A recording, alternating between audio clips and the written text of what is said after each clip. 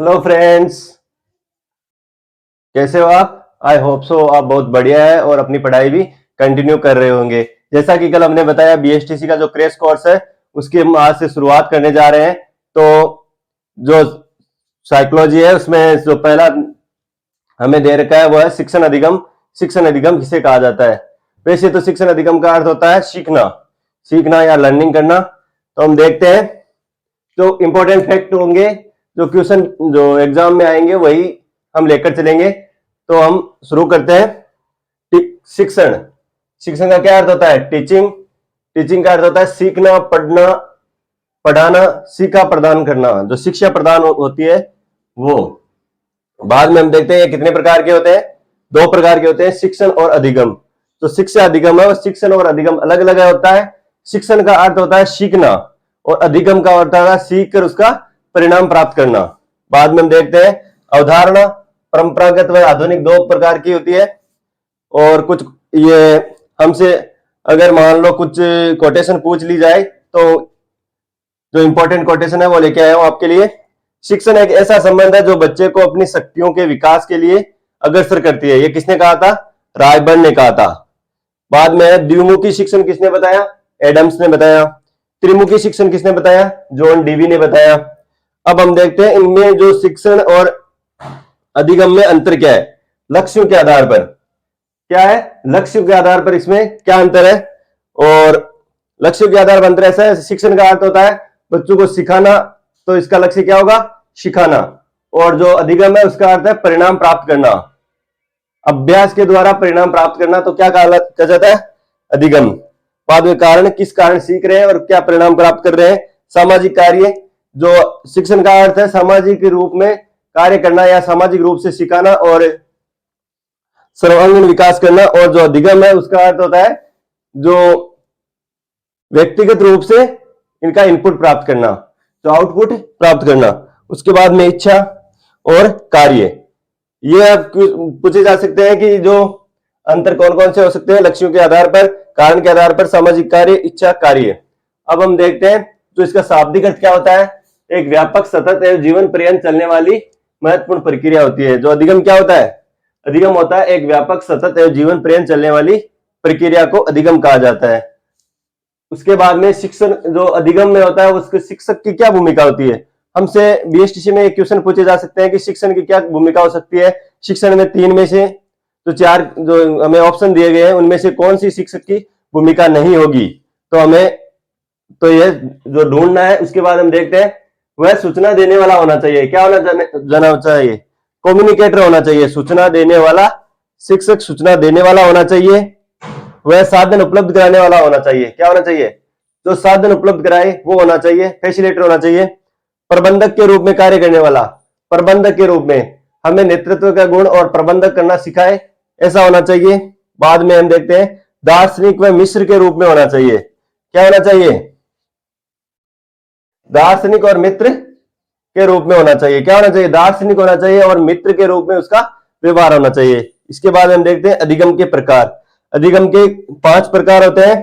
संकेत अधिगम, उद्दीपक अनुक्रिया, श्रृंखला अधिगम, शाब्दिक अधिगम और विभेद अधिगम। क्या होते हैं? अधिगम के 5 प्रकार है। संकेत अधिगम, उद्दीपक अनुक्रिया अधिगम, श्रृंखला अधिगम, शाब्दिक अधिगम और विभेद अधिगम।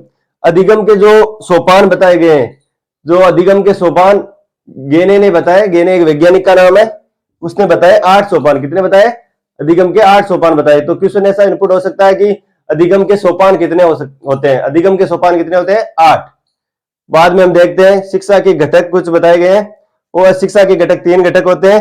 शिक्षक जो अध्यापक होता है वो, उसके बाद सीखने की सामग्री, जो पाठ्यक्रम होते हैं वो, और सीखने की स्थिति कैसी स्थिति है, या इसमें जो स्टूडेंट है उनको भी शामिल किया जा सकता है। तो शिक्षा के कितने घटक हो गए? 3 घटक हो गए। शिक्षक, पहला है शिक्षक, दूसरा है जो पाठ्यक्रम है वो, और तीसरा है जो बच्चे या स्टूडेंट या सीखने की स्थिति।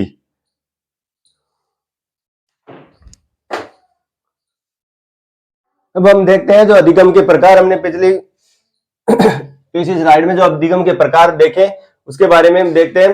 संकेत अधिगम, बाद में उद्दीपक अधिगम, श्रृंखला अधिगम, सामाजिक अधिगम और विभेद अधिगम। इनके आधार पर हमसे क्वेश्चन पूछे जा सकते हैं कि जो क्वेश्चन बना के पुटअप कर सकते हैं, जिसमें संकेत अधिगम है। संकेत अधिगम का क्या अर्थ होता है? संकेतों द्वारा अधिगम या सीखना। हमें संकेत प्राप्त होते हैं, उस संकेत के आधार पर हम सीख सकते हैं। और बाद में उद्दीपक अधिगम, हमें कुछ उद्दीपक दे दिया जाता है, उसके आधार पर हम उसके लिए सीखते हैं, उद्दीपक अधिगम कहलाता है। उसके बाद में सामाजिक जो श्रृंखला अधिगम है, हमें श्रृंखला के रूप में कुछ कार्य दे दिया जाता है, उसके बारे में हम अधिगम करते हैं, सीखते हैं। अधिगम का जो शाब्दिक अर्थ क्या होता है? अभ्यास से प्राप्त एक अस्थायी अभ्यास से प्राप्त स्थायी जो ज्ञान होता है उसे क्या कहा जाता है? अधिगम कहा जाता है। उसके बाद में सामाजिक अधिगम, विभेद अधिगम। सामाजिक अधिगम भी हो सकता है और विभेद अधिगम भी हो सकता है। अधिगम का अर्थ क्या होता है? अभ्यास के द्वारा अगर प्राप्त की है हमने कोई स्थायी ज्ञान, तो उसे क्या कहा जाता है? अधिगम कहा जाता है। हालांकि अधिगम जो जन्मजात नहीं होता है, जैसे अगर कोई आदत है उसे अधिगम नहीं कहा जा सकता, क्योंकि अधिगम को बदला नहीं जा सकता, आदत को बदली जा सकती है और आदत कुछ समय के लिए होती है। और अधिगम जो होता है स्थायी ज्ञान होता है। उसके बाद में अगर हम कोई चोट लग जाती है और अगर हम लंगड़ा के चलते हैं तो उसको भी अधिगम नहीं कहा जा सकता। किसी आदत को हम सुधारते हैं, उसे अधिगम नहीं कहा जा सकता। अधिगम ऐसा होता है जो अभ्यास के द्वारा सीखा जा सकता है। अब हम देखते हैं कुछ सिद्धांत। हालांकि कुछ सिद्धांत हमें तो सिद्धांत के नाम से हमारे सामने नहीं आएंगे, क्योंकि बीएसटीसी में इतना जो आगे का नहीं आता है, जिसमें थॉर्नडाइक के सिद्धांत ऐसे नहीं पूछा जा सकता। बट इसमें ऐसे पूछा जा सकता है कि हमें कुछ इनके ऊपर बेस्ट क्वेश्चन पूछे जा सकते हैं। तो हम देखते हैं इनके ऊपर क्वेश्चन कैसे बन सकते हैं। तो थॉर्नडाइक का सिद्धांत था। थॉर्नडाइक का सिद्धांत कौन सा था? थॉर्नडाइक का सिद्धांत एक बिल्ली पर था। किस पर था? एक बिल्ली पर था।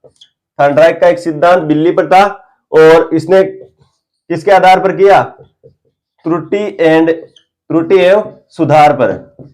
जो इसका नाम था उस क्या कहा जाता है? त्रुटि एवं सुधार। पहले हम गलती करेंगे और बाद में क्या होगा? धीरे धीरे सुधार हो जाएगा। सबसे पहले हम क्या करेंगे? गलती करेंगे और बाद में सुधार करेंगे। बार बार गलती दोहराने के बाद हमें एक पॉइंट ऐसा आ जाएगा जिसमें हम उसका सुधार कर सकते हैं। जैसे बिल्ली को एक पिंजरे में बंद कर दिया जाता है और बिल्ली के सामने क्या रख दिया जाता है? एक उद्दीपक रख दिया जाता है, मांस का टुकड़ा या मछली का जो मछली रख दी जाती है सामने, और उसको भूखा रखा जाता है। जब बिल्ली भूखी होती है तो वो क्या करती है? उस मछली के टुकड़े को प्राप्त करना चाहती है, लेकिन उसको पिंजरे में बंद होने के कारण वो निकल नहीं सकती। बार बार वो क्या करती है? कोशिश करती है, और कोशिश करने के बाद एक पॉइंट ऐसा आता है जैसे ही उसका जो पैर है वो लीवर पर दबता है और लीवर का जो दरवाजा है वो खुल जाता है, पिंजरे का दरवाजा खुल जाता है और उसको क्या हो जाता है? उसको जो मछली है वो मिल जाती है। तो वो बार बार ऐसी गलतियां करती रहती है। फिर एक टाइम ऐसा आता है कि जैसे ही उसको पिंजरे में बंद किया जाता है और वो झट से लीवर दबा के बाहर निकल जाती है। तो हम ऐसा इससे ऐसे सीख सकते हैं कि त्रुटि एवं सुधार। हम बार बार त्रुटि करेंगे तो हमारे कार्य में क्या हो जाएगा? सुधार आ जाएगा। और इसमें क्या दिया जाता है? पहले उद्दीपक दिया जाता है, बाद में हमें क्या मिलता है? अचीवमेंट होता है। स्टिमुलस दिया जाता है और वो प्राप्त हो जाता है। और भूल और सुधार का सिद्धांत भी कहा जा सकता है। इसको क्या कहा जा सकता है? भूल व सुधार का सिद्धांत। आपके एग्जाम में डायरेक्ट क्वेश्चन नहीं पूछे जा सकते कि थॉर्नडाइक का सिद्धांत क्या है, लेकिन इसके जो बिल्ली पर बेस्ट है या त्रुटि और सुधार के जो क्वेश्चन है वो बना के क्वेश्चन आपसे पुट किया जा सकता है। तो इसका हमें ध्यान रखना है। उसके बाद हम देखते हैं स्किनर ने क्या सिद्धांत दिया था? स्किनर ने कुत्ते पर सिद्धांत दिया था। किस पर? कुत्ते पर आविष्कार किया था। उसने बताया था कि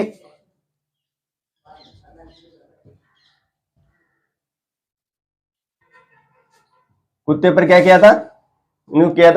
इसने कहा था कि आदत को बनाया जा सकता और वो जो बदला भी जा सकता है। जैसे कुत्ते को भोजन देने से पहले क्या हो जाती थी? जैसे ही कुत्ते को भोजन मिलता था उससे पहले घंटी बजाई जाती थी। तो शुरू में तो वो जब भोजन मिलता था तो घंटी का ध्यान नहीं देता था और खा लेता था। अब जैसे रोज घंटी बजती थी और 2 या 5 सेकंड का उसमें समय रहता था, तभी घंटी बजती और उसको खाना मिल जाता। तो धीरे धीरे क्या होता है कि जैसे ही वो घंटी मिलती उसपे मुंह में लार आ जाती है। क्या आ जाती है? मुंह में लार आ जाती है। वो सोचता है कि खाना आने वाला है।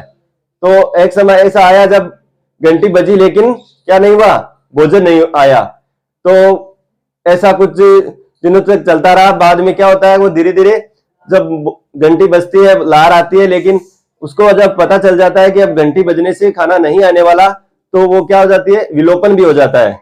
तो इसमें हम देखते हैं कि आदत का सुधार भी किया जा सकता है और आदत बनाई भी जा सकती है। एक कंडीशन ऐसी हो जाती है कि जैसे कुत्ते को जब घंटी बजती है और खाना मिलता है, हालांकि जब वो सीढ़ियों की आवाज सुनता है तभी उसके मुंह में क्या हो जाती है, लार आने लग जाती है और उसकी आदत बन जाती है। उसके बाद में हम नेक्स्ट जो देखते हैं वो है कॉलर का सिद्धांत। कॉलर ने क्या दिया था? कॉलर ने सुल्तान नामक जो चिंपांजी होता है, बंदर चिंपांजी, कॉलर ने सुल्तान नामक चिंपांजी पर अपना आविष्कार किया था, जिसमें चिंपांजी को एक पिंजरे में बंद कर दिया था और उसके सामने केले रख दिए थे। जो केले थे वो कम ऊंचाई पर थे, इस कारण उसने केले को उतार लिया और खा लिया। उसके बाद में जो नेक्स्ट स्टेप रहती है वो रहती है, केले को थोड़ा ऊंचा कर दिया और उसके सामने क्या रख दिया, एक बॉक्स रख दिया। तो चिंपांजी ने जैसे ही कोशिश करी लेकिन वो नहीं पहुंच पाया, तो उसने क्या कहा, उसने उठाया, बॉक्स को उठाया और बॉक्स रखा और उसके बाद में ऊपर चढ़ गया।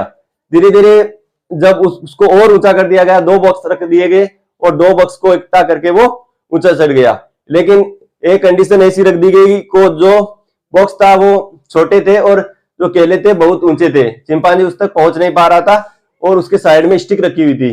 तो इसने क्या किया, स्टिक को उठाया और स्टिक से केले को क्या कर लिया, अचीव कर लिया। तो इसे ये सिद्ध होता है कि जो सूझ और दृष्टि का सिद्धांत, इसे क्या कहा जाता है, सूझ व दृष्टि का सिद्धांत। जो उसके सामने दिखाई दे रहा था, जो गोल दिखाई दे रहा था, उसको प्राप्त करने के लिए उसने क्या करी, उसने तरकीब लगाई।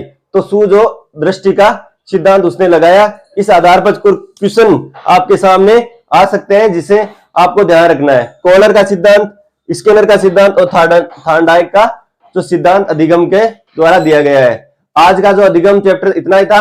और